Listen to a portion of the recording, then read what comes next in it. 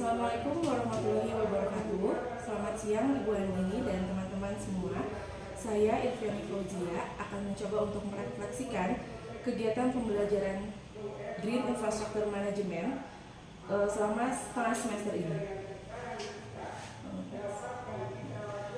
Pembelajaran pertama mengenai Green Infrastructure, di mana menurut Naumann, jaringan alami yang dirancang untuk memberikan manfaat ekosistem seperti pengelolaan air, pengurangan suhu, serta peningkatan kualitas udara digambarkan sebagai jaringan terpadu antara area natural dan area semi-natural yang memberikan berbagai manfaat bagi manusia.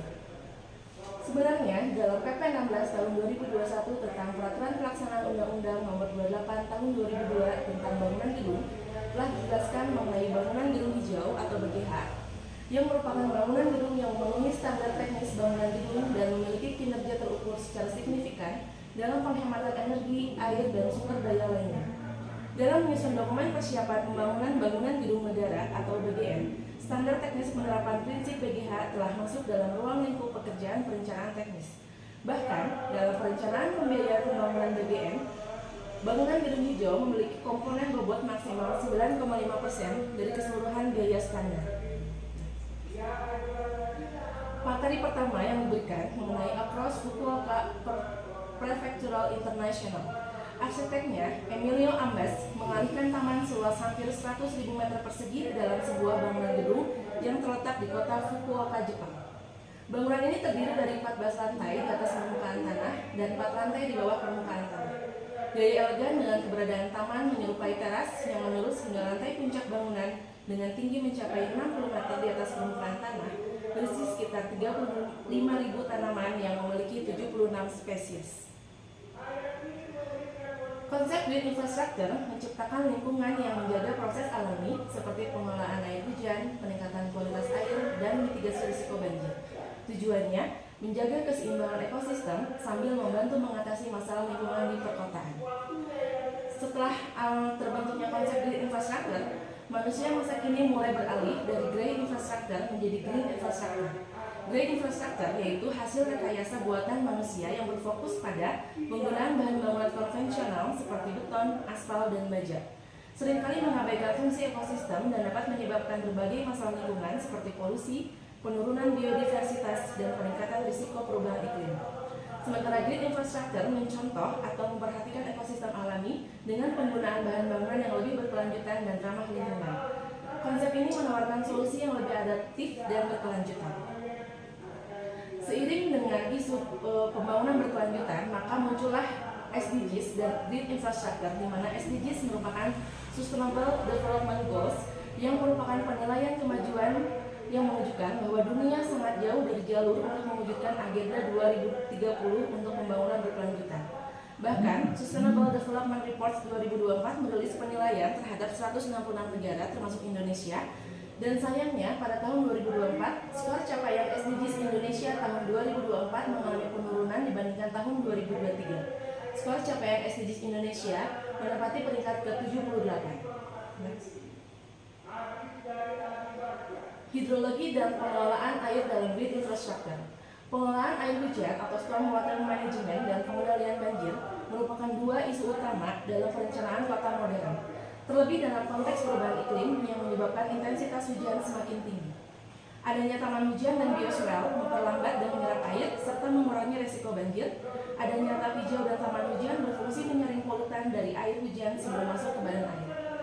Konsep Green Infrastructure menggabungkan berbagai teknik pengendalian banjir seperti taman, swale, dan bioswale yang berfungsi menyerap, menyaring, dan mengontrol aliran air hujan. Kemudian mendukung pengelolaan air dengan mengutamakan peresapan, pemfilteran, dan pengendalian air. Konsep Green Infrastructure menurunkan volume aliran permukaan masuk ke saluran drainase melalui peresapan dan evapotranspirasi, sehingga risiko banjir dapat diminimalkan melalui penyerapan alami dan pengaturan aliran air. Penerapan Green Infrastructure dalam sektor krusial diantaranya pada sektor perencanaan kota, penataan ruang dan kawasan, perumahan, pengelolaan hutan, institusi, dan komersil, pertanian, serta pengelolaan sumber daya alam. Dewasa ini telah muncul konsep desa hijau yang mengusung semangat pengelolaan sumber daya alam yang ramah lingkungan sebagai bagian dari komitmen global untuk pembangunan berkelanjutan. Desa hijau mengacu pada komunitas pedesaan yang mengadopsi praktik ramah lingkungan untuk mengelola sumber daya alam mereka.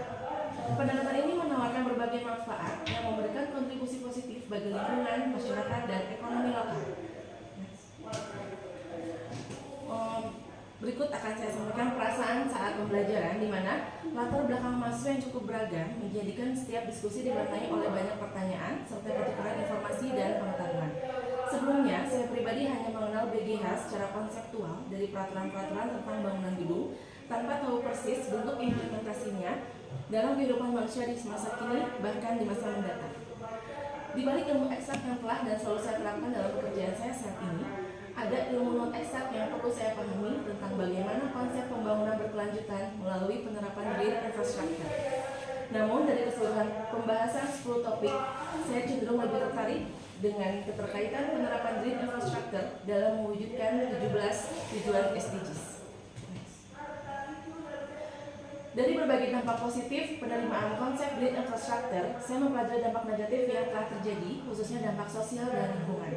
Dampak lingkungan menjadi salah satu dampak nyata dari proses pembangunan infrastruktur, seperti berkurangnya area hijau karena pembukaan hutan, mengganggu habitat dari flora fauna di sekitar infrastruktur, serta mengganggu siklus air. Sementara dampak sosial yang timbul, seperti penggantian lahan masyarakat yang tidak sesuai nominal yang diharapkan, serta pemukiman masyarakat yang terpinggirkan. Menyadari pentingnya pembangunan infrastruktur, pemerintah mulai berfokus pada pembangunan infrastruktur yang masif. Seperti yang kita ketahui bahwa sejak tahun 2014, anggaran infrastruktur memiliki porsi yang cukup besar dibanding alokasi anggaran pada sektor lainnya.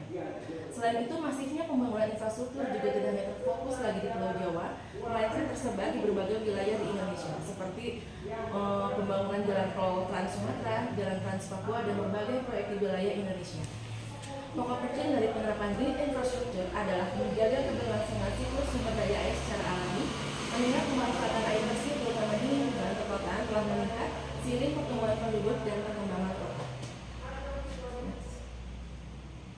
Kesimpulan yang dapat saya sampaikan dari pembelajaran green infrastructure, di mana konsep ini tidak lagi menjadi hal asing dalam penataan ruang dan kawasan.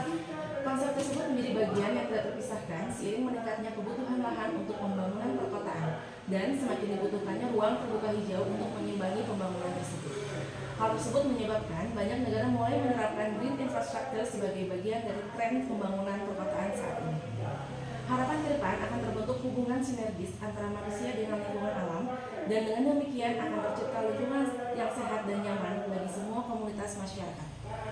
Rencana tindak lanjut terkait pembelajaran Green Infrastructure Management ini, di mana meskipun penerapan prinsip BGH bukanlah hal yang mudah diterapkan, karena sebenarnya di wilayah tempat tinggal saya dan wilayah pekerjaan saya di Kota Cimahi, sangat sedikit lahan kosong yang dapat dimanfaatkan untuk pembangunan bangunan gedung hijau. Namun setidaknya dalam setiap pekerjaan rehabilitasi ataupun penataan bangunan gedung negara, prinsip-prinsip BGH dapat sedikit demi sedikit diterapkan dalam pelaksanaannya. Pada dasarnya, standar dan petunjuk teknis penerapan BGH sudah tertuang dalam beberapa regulasi pemerintah. Keseriusan para pemangku kepentingan dalam hal ini pemerintah dan dinas terkait sangat diperlukan demi mewujudkan pembangunan kota yang berkelanjutan. Berikut daftar pustaka yang menjadi referensi dalam penyusunan laporan saya hari ini. Demikian yang dapat saya sampaikan. Terima kasih Bu Andini dan teman-teman semua. Selamat siang. Wassalamualaikum warahmatullahi wabarakatuh.